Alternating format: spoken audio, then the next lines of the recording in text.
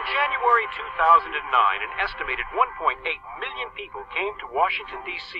to witness Barack Obama being sworn in as the 44th President of the United States. But who counted all these people, and how? Counting large crowds exactly is practically impossible. It is time-consuming and difficult to manage. But statisticians have methods for creating estimates.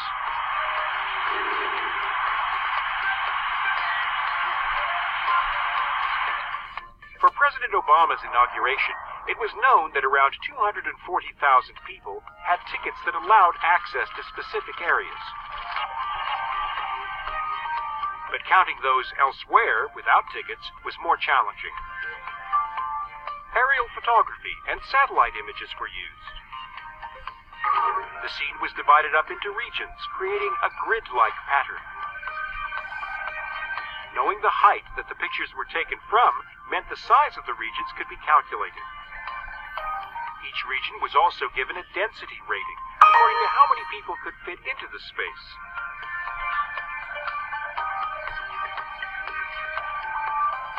The number of people in each area is then found by dividing the size of the area by its density rating.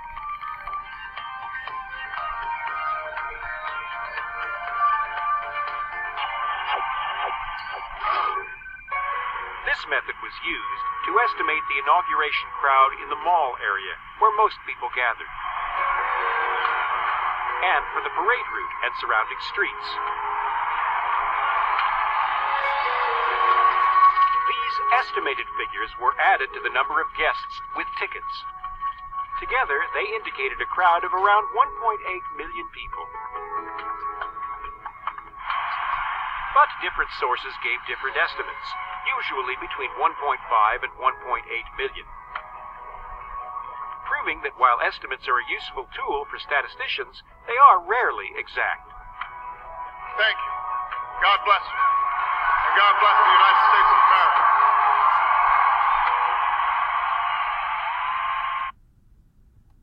Alright guys, so that was a pretty neat video to kind of lead into today, which is on estimation. You know, a lot of times you think about estimation and what you're doing with it, and you know, you solve for X all the time to get an exact answer. Okay, estimation is actually very, very helpful. That was actually a neat little video showing you how they could calculate how many people were roughly there for President Obama's inauguration. Another interesting thing would be something like going to the food market. If you want to know how much you're roughly getting for all your groceries, your cart of groceries, you can calculate. Instead of like $3.60 for a gallon of milk, you can say that's about $4, and then you can go through all your groceries in your cart and think to yourself, okay, how much am I supposed to spend here? So you have an idea of how much money you need to have in order when you're paying for it. But today, all right, describe the difference between approximate and exact answers. Provide an example of each. Okay, just real super quick. Exact answer would be something like 3x plus 6 equals 18. All right.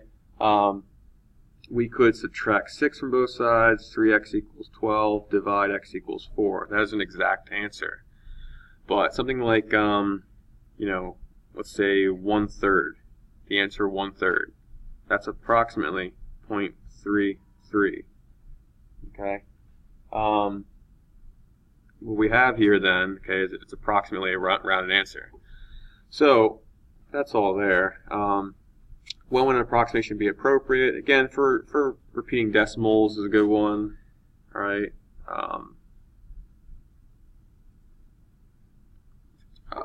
Repeating decimals is good. Irrational numbers are good, like square roots of not perfect numbers. And then when is an exact answer necessary? Whenever need be, like for equations that come out to whole numbers.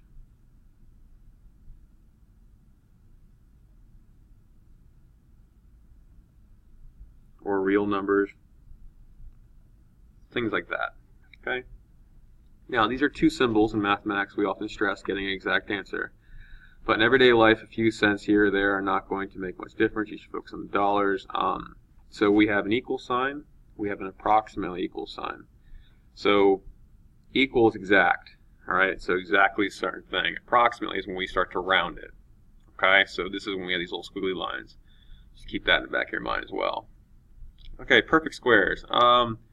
For the most part, you guys should be good with this. I think I showed many of my classes this little trick. If you have a graphing calculator and you go to y equals, if you type in x squared and hit graph, it's going to draw a parabola, but more importantly, if I then hit second graph, off to the right here are all my perfect squares.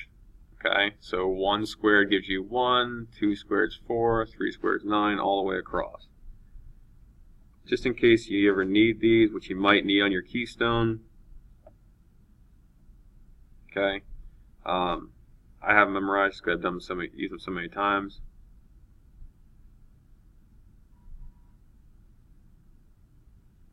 I think 216 squared. Let's go ahead and check down here. 256. Okay, so we're going to be using these on the back when we talk about estimation, basic estimation games. Estimate square root of 70. Now, identify the perfect squares that 70 is between. So 70 is between 64 and 81. The square root of 64 is equal to 8. The square root of 81 is equal to 9. So if I had to look at square root of 70, it's between 8 and 9, 8 point something. Okay, this is all we are doing when we're estimating square roots. It's actually a very helpful trick because one of the most common misconceptions is sometimes when you have like something like this. Does 12 equal square root of 12? What do you guys think? Hopefully everyone's shaking their head no. 12 is 12. 1, 2, 3, 4, all the way up to 12. Square root of 12 is actually 3 point something because it's between square root of 9 and square root of 16. Okay, so these are not equal, and that's the importance about this estimation right here. Estimating square root. So for square root of 55, it's between, think about it, square root of 49 and square root of 64. Square root of 49 is 7.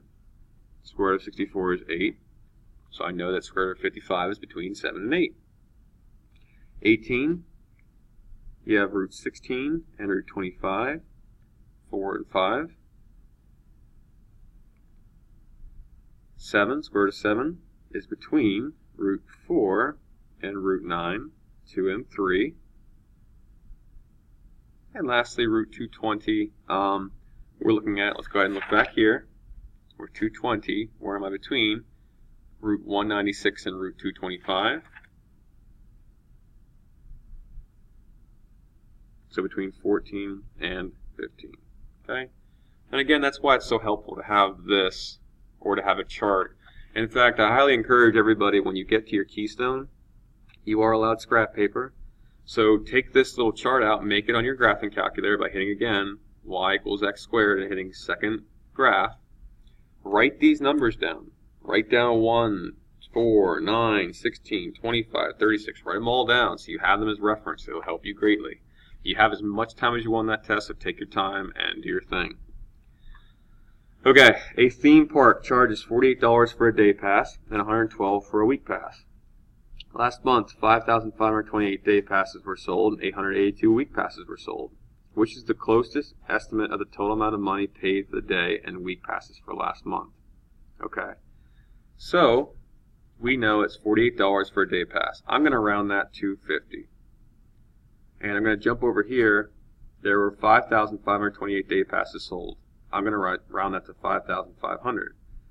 And I'm going to go ahead and multiply these two because each pass sold, okay, is $50 and you sold 5,500 of them.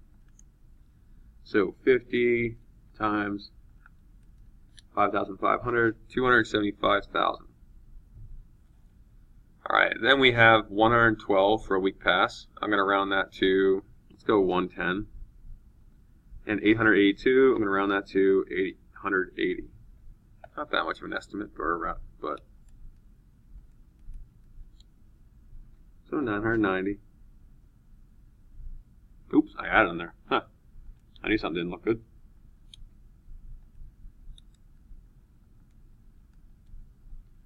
Okay, so 996,800. Well, total money. Let's see here. We're going to add these two together.